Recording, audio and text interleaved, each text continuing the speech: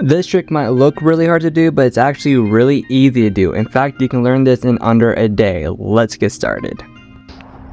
But before you can learn the Zen Rollover, you're going to need to learn the wrist pass, which is this motion right here.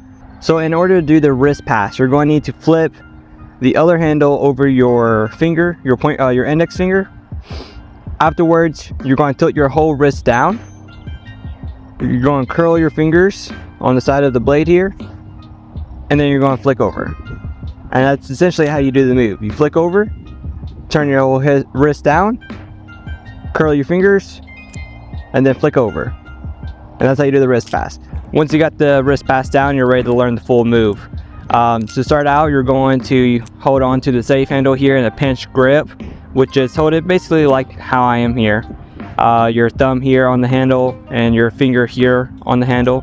Then you're going to flick it out over your thumb. You're going to try to aim kind of towards the knuckle on your thumb, and then it's just going to carry over once you let go. So once it hits your thumb, you're going to let go. It's going to carry over, and then you're going to catch the other handle. Once you catch the other handle, that's when you do the wrist pass.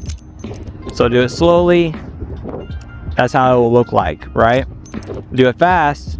That's how it will look like. Make sure you also practice it with your left hand. And once you're done learning with your left hand, make sure you try out this one too.